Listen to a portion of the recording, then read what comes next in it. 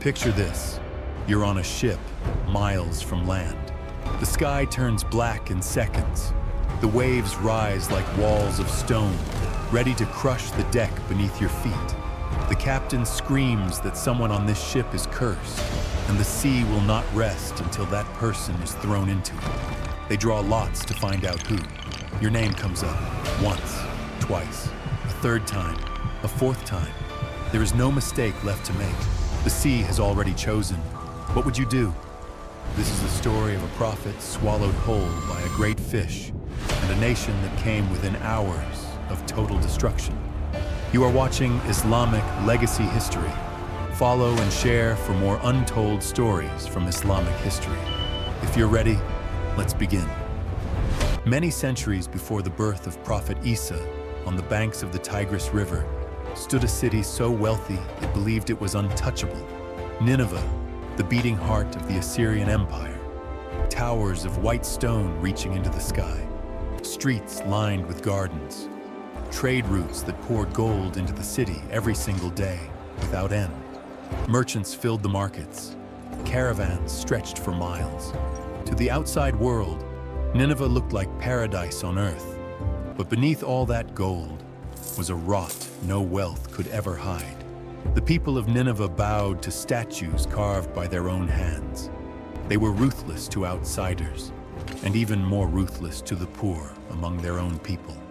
Power without mercy, wealth without a soul. So Allah sent them a rescuer, Yunus bin Matta, a chosen prophet of Allah. For many years, he walked into their markets, their homes, their streets, and said the same words over and over, unshaken. There is only one God. Stop bowing to stone. Imagine that. Year after year, the same message, the same streets, the same rejection, over and over again, with no end in sight. Doors closing in his face, laughter following him home. And still, the people of his nation would not believe. They mocked him. We have scholars. We have fortune tellers. We have artists. And you tell us our fathers were wrong? Still, Prophet Yunus warned them again and again, undeterred. A punishment from Allah was coming if they continued in their disbelief. And the sky did darken, clouds gathering like an army preparing for war. Then, before that punishment could fall, Prophet Yunus made a decision that would change the course of history forever. Believing the punishment was near, Prophet Yunus left his people before Allah had given him permission to do so. Here it's important to understand something with care. Prophets are protected from major sins, but Allah may still gently correct the judgment of his prophets when needed. This was not a doubt in Prophet Yunus's heart about Allah's power. It was a matter of timing. He believed the moment of punishment had arrived, and Allah later corrected that judgment. That correction itself became part of the lesson Allah preserved for us in the Qur'an. He boarded a ship preparing to sail. For a while the sea stayed calm, peaceful even, as if the water itself were holding its breath. Then it turned. The wind howled. Waves slammed the deck like fists. The ship rocked like a toy in the hands of something furious. Ropes snapped. Men shouted over the roar of the storm. The sailors believed such storms indicated someone aboard had brought misfortune, and that the sea would not settle until that person was thrown overboard. They drew lots, Yunus, they said. Impossible! We know this man! He's righteous! They drew again, Yunus, a third time, a fourth time, every single draw, the same name. There was nowhere left to turn from what had to happen. With grief in their eyes, the sailors told him. Prophet Yunus didn't argue, didn't beg, didn't resist. He simply stood, walked to the edge of that violent ship, and let the sea take him. The waves closed over his head like a grave.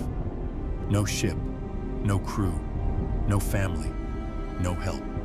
And then, by the command of Allah, a great fish, the hut as the Qur'an describes it, opened its jaws and took him whole.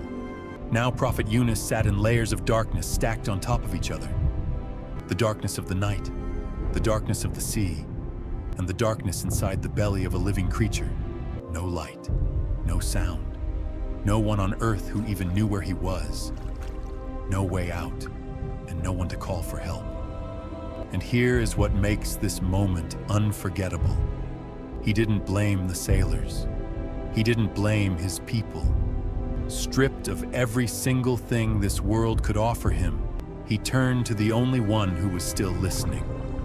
From inside that fish, in a darkness thicker than anything a human being should ever have to survive, these words rose from his lips.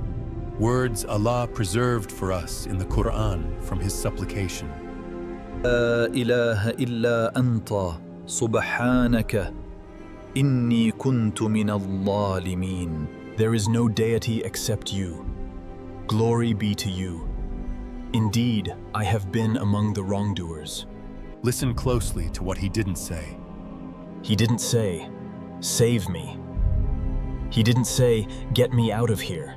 In the deepest, darkest moment of his entire life, he said two things only. Allah is free from every imperfection, and he himself had fallen short. Nothing else. No conditions. No bargaining. No demands. Just raw, unfiltered, total surrender. At that very moment, back among his people, realizing that Allah's warning was true, they turned to him in sincere repentance. They were the people to whom Prophet Yunus had been sent.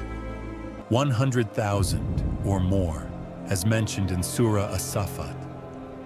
Allah accepted the repentance of his people and answered the prayer of his prophet, lifting the punishment from them entirely, as mentioned in Surah Yunus.